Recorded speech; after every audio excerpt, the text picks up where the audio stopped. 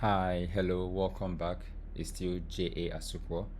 And if you have been following, we have been talking about testing and we have started. I mean, this is what we are working with. It's a real life question, or you can it's a real life problem, and it's also one of the technical interviews you might be given as a fintech Golang developer, intermediate fintech Golang developer, right?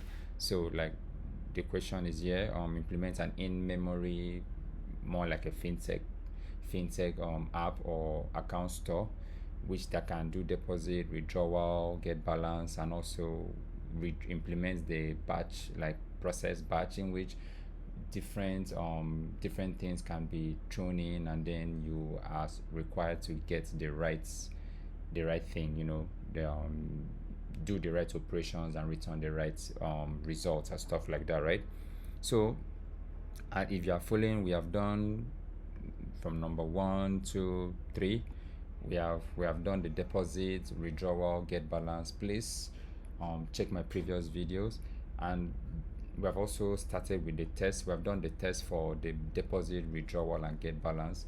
So what is remaining, which is going to probably bring us to the end of this our series, is going to be the implement process batch, which will lead us into the use of goroutines, like the wait group, and what do we have it, right? So let's get to it.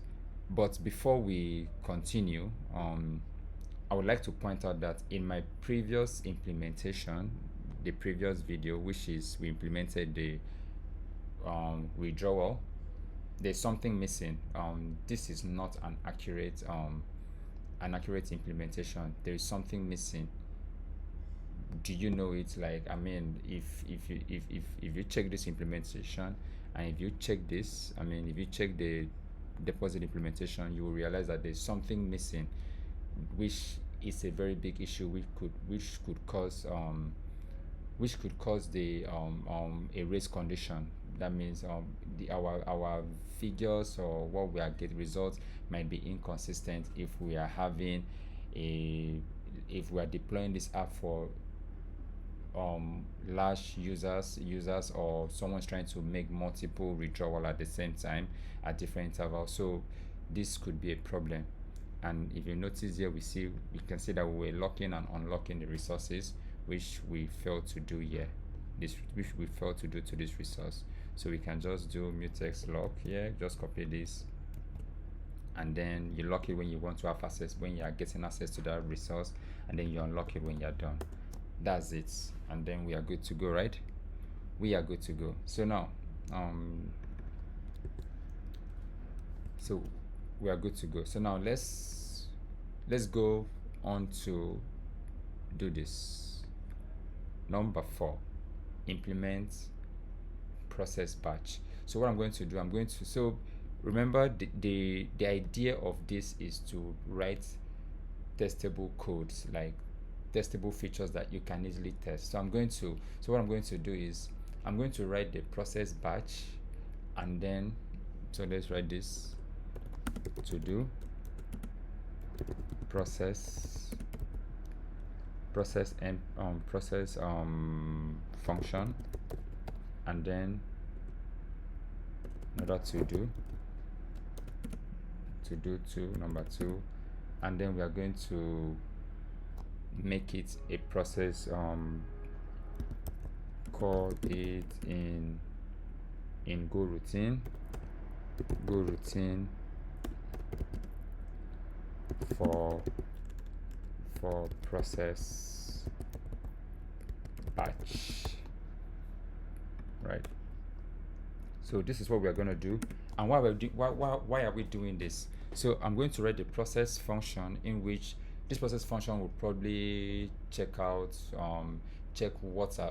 for example, use a if else statement, or in my case, I rather use a switch case statement to check, okay, what operation is to be done, and then call the operation, be it withdrawal, get balance, or deposit, right? So with that, you can test it. You should be able to to test this function.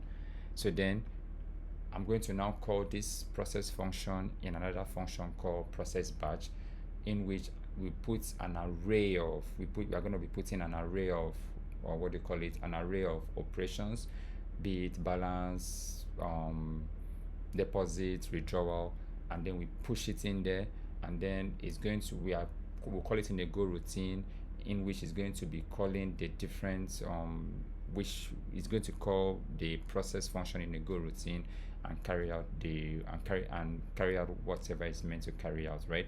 So I hope you are excited as I am. So let's get to it. So now let's start with our func. Again, like we said, it's still going to be a method to this, to our balance structs, and then we're going to call this process, right? I'm just going to call this process, and what this process does is going to take in the operation. Again, it's just going to take in the operation and then return the pointer of the operation, or error if there's an error, or you return error. So is that easy.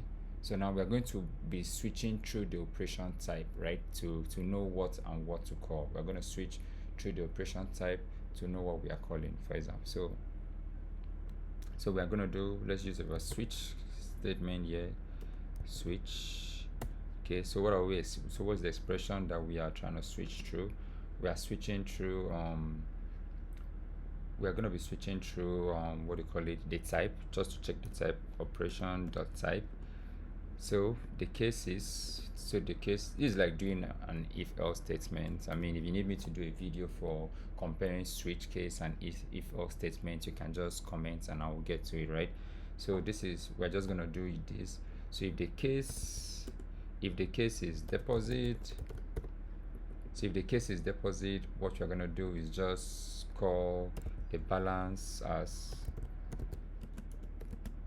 you're just going to call the balance, deposit, as we know here, deposit returns the balance and also an error if there is it. So you're going to have an error here, and then you're just going to return, what are you going to do, b dot deposits, right? There's a deposit here. Yeah, so like I said, it's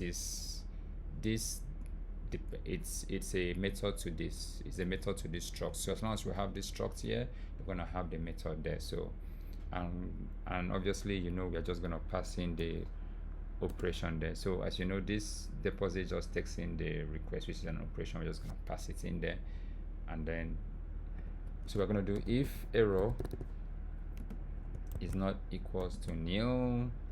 If error is not equals to nil, let's return the error. Let's return, what are we going to return? Return nil and error. So there's nothing is going to be returned here. But if error is equals to, what do you call it? So let's see what are we trying to return here? Let's just return, okay. So if error is equals to nil, that means there's no error. We can just as well return, like I said, we're returning the pointer of operation and then error, and then nil. Obviously there's no error there. So what are we returning here? So the pointer of operation, fill in. So we're going to return back the user, basically everything we are going to do here. Return back the dot user ID, and then the amount is going to be the balance. This is the balance that we are going to be seeing. So we want to know what balance we have left, and then we're going to return back again the operation and type that we just did, the type. So this is it. Voila, as easy as that. So we can just copy this case.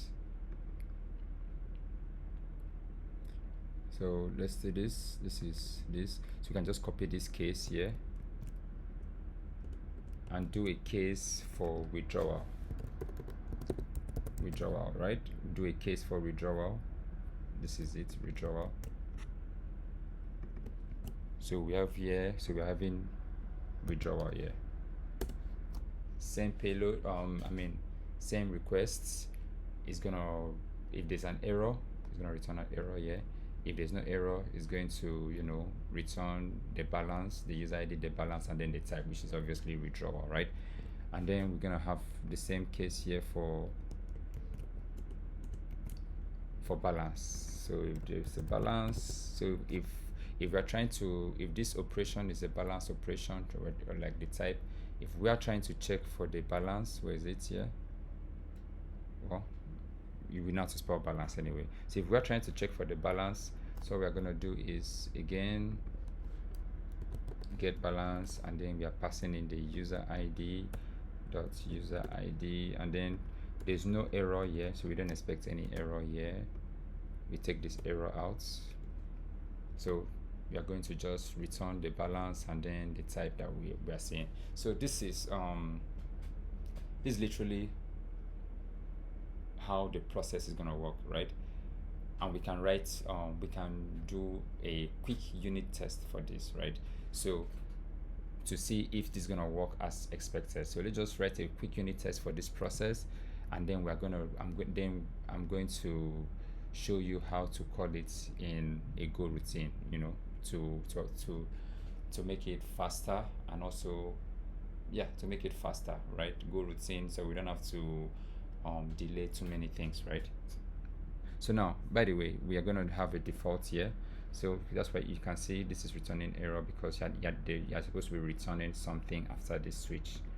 After this switch, you're supposed to also return, if there's nothing to be returned, you're just going to return operation or error. But if we just put a default here, default, so the default is going to just return nil, comma, then the error is going to be unknown type dot unknown, if I can spell unknown, this unknown type. Yeah, so the error is cleared, because you have, if none of these are the type, it's going to just return an unknown type. Yeah, so like I said, let's go to our test, write test for that. So it's going to be our test here. Just write a quick test for that. So for our quick test, we're just having, let's see, again, function. So we now see what test are we writing. Test process. You know what, let's make this, I'm coming, let's make this a globe, let's expose this so that we can have our test there, right? So if we expose this, export this, so we can be able to write tests, and so we can be able to write tests for it exactly, right? So yeah, that's why I need to write, I need to export it. So yeah, we come here, I'm gonna write so what I'm gonna do here, I'm gonna write tests, test process, so I can write test for this. But I think I'm supposed to, yeah, can write test for this. But sorry, let's cross check something. Okay, sorry, let's cross check something here. So if I make this, can I still write test for this process?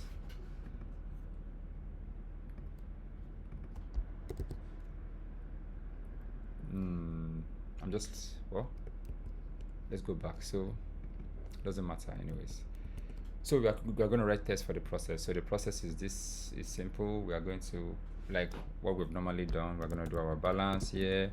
Let's just call it b equals to new balance struct. I mean, this is explained in previous videos, and you can check it out. So we now have our test as usual, our tests that we are going to be testing upon. So we are going to write, so this is an array of the structs of test, and we're going to have the name, and then we have string.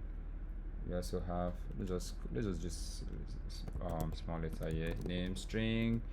Then we have the operations, you know, we call it operations, and then it is basically just the operation, right?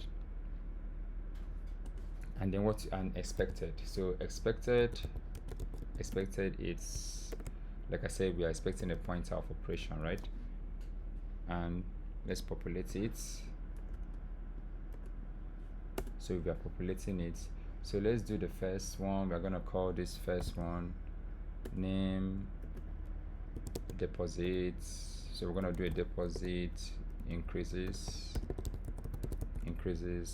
balance. So we're gonna do a deposit increases balance here. So yeah, we're gonna do a deposit increases balance here, and we are going to what are we gonna do? So our up is going to be operation would be, let's fill it up. So what we're gonna do, let's just use our usual 1 2 3 4 5 user ID. So we're going to try and deposit 500 here, 500. Then the type here is gonna be, you know, deposit, right? So we're going to have this again. So expected will be like I said, we are returning a pointer of operation, right? Filling. So what we are just is basically basically expecting this, because this is the deposit. We deposited 500, we're gonna get 500 back, right? That's it. And the type is gonna be deposit. So if we copy this and do the same for withdrawal, so if we are doing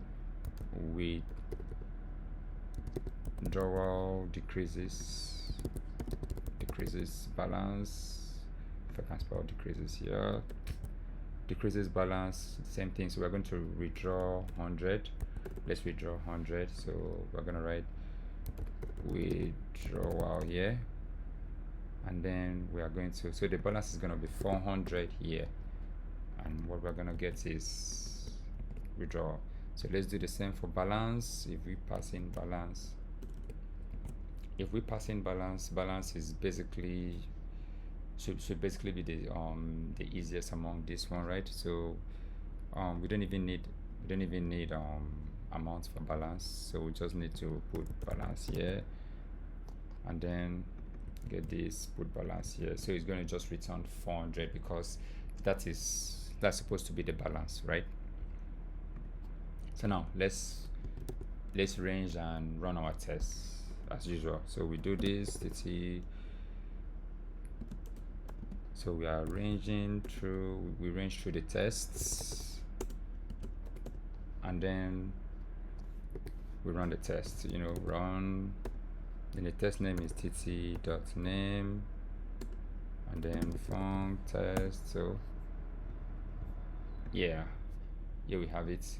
So we can just run the process, you know, run for the one for the process. So response, and then error, then we have b.process operations, and then you are passing in the operation there. So you do if error is not equals to nil, error is not equals to nil. So what are we doing there? You're just going, you can just I'm not going to do, so another thing you can do, fatal t.fatal, right? I think you can do t.fatal, right? Let's see, fatal. Yeah, you can do t.fatal expected, but I'm not going to do that. I'm just going to keep on to the error that we have been doing, we are used to. So we're just going to do unexpected error. So we're going to just check the error here. So the error is going to be what, v, and then this, just do the error in, throw the error in there, right? So after that, so if we've gotten that, so now let's see if it's going to return the right thing that we need, right? If it's going to return the right thing, so we can just do if response. So let's start with the amount. If response dot amount is not equals to tt dot expected dot amount, then we're going to throw this error expected. So I'm going to do t dot, error. So now let's just do fatal. Yes, if it's an error, we don't want it to even continue, right? So that's fatal, right? Let's just do it here, so it doesn't continue if it's an error. So now let's come here, expected. What do we expect? We expect again, but got v. Sorry, let's put this so we can expected but got. So expected is going to be tt.expected.amount, but got response dot amount. So we can do this to see if we are going to get the expected type too, right?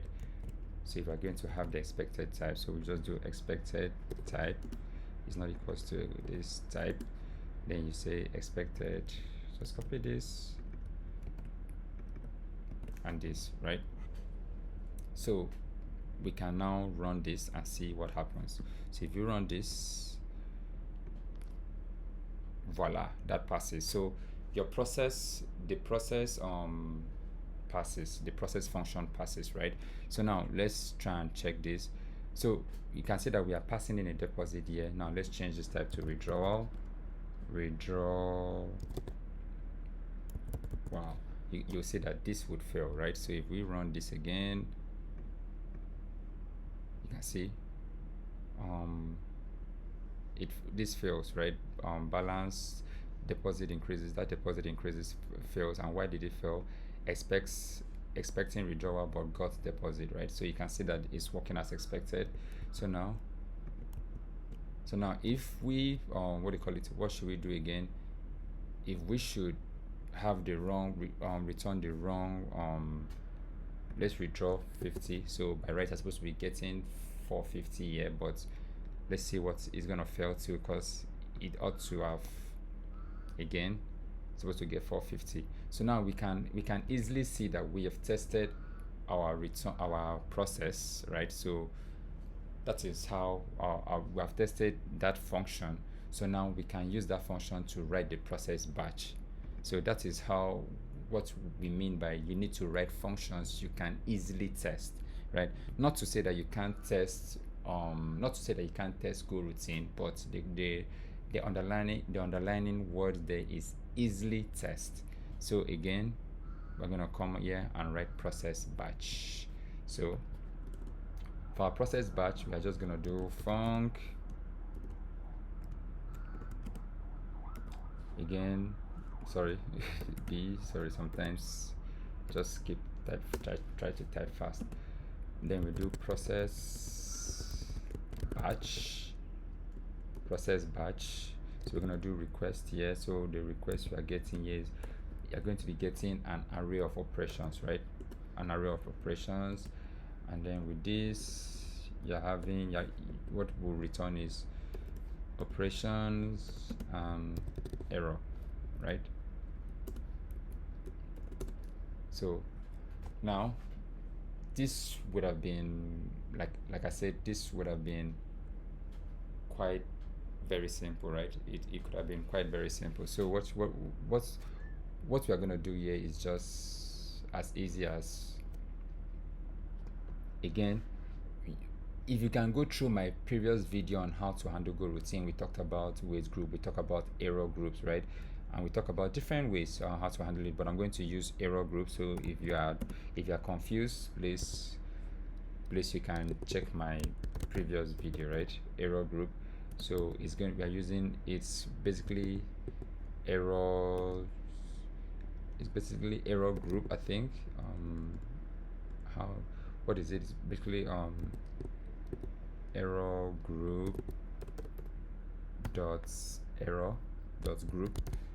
I think I might need to import it, because let's go up here and import it here, right? Let's go up here and import it. Let's do Golang. Do I have it here? Okay, just type everything. Golang.org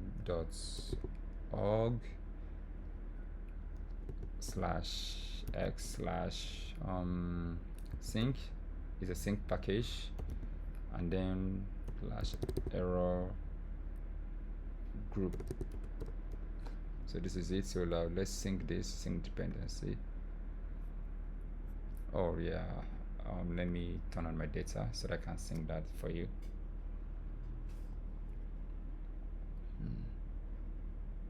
Give me a minute. I'm trying to, let's get it, let's sync that.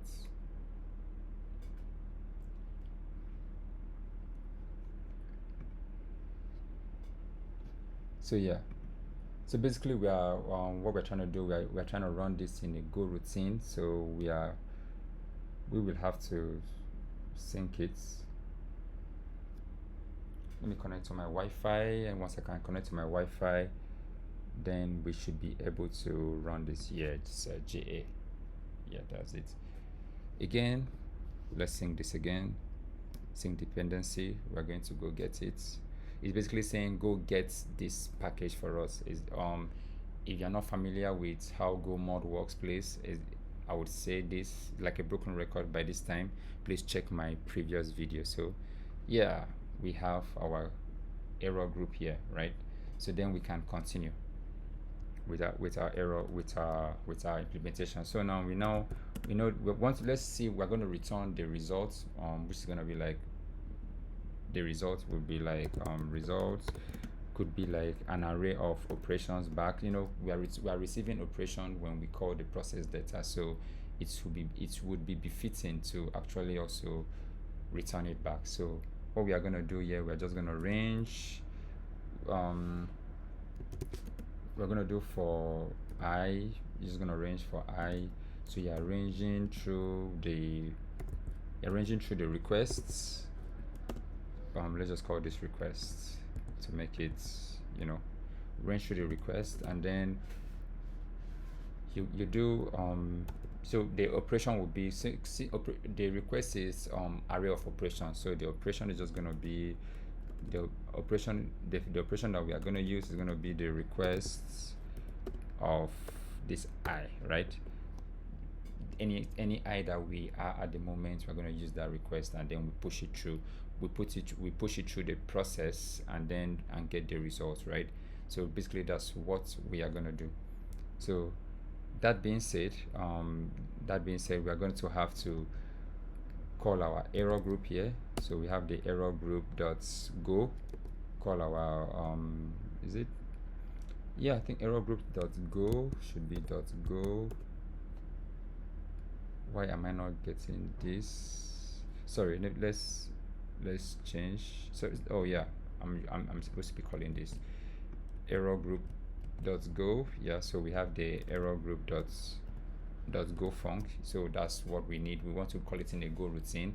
So we're just gonna write the func again. Func returns error.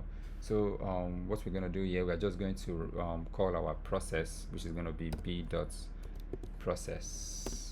and then we pass in the operation. That's basically, so this process, we are expecting a response and an error if there's an error.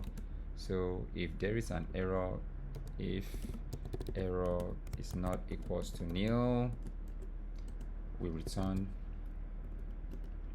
error, right? If error is not equals to nil, we return error.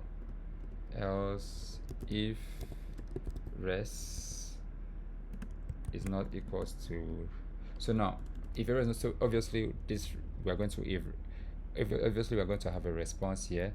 So after if error is not nil, you return error. If error is not nil, you return error. But if error is nil, you can just go ahead and append into these results. What are you gonna append into this results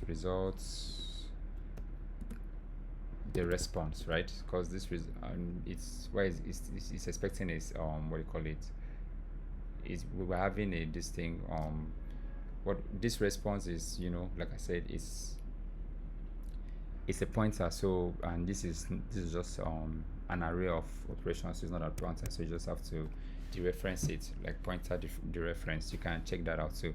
So again, like I said, this is, if this patch comes in, in, let's say, thousands, millions of bash, you will need to lock and unlock this, so that to avoid mutex, to avoid what you call it, race condition, like I've pointed out in previous video and in previous videos, right? So you're just gonna do, so you have your mutex here, mutex.lock, and then again come here and unlock it, mutex.unlock, right? So when we do that, and then you can easily just return nil, because we assume that happens, so there's no error. You return nil, and just like if you had followed my previous videos on goroutine, you're going to know that you are going to have to wait, do your ErrGroup.wait here for everything to finish, finish running everything. All the goroutines is gonna run, all the wait group and goroutine is gonna run, then before returning it. So this is why we do this. You do your error.wait, and then if there is an error, it's going to return the error. If not,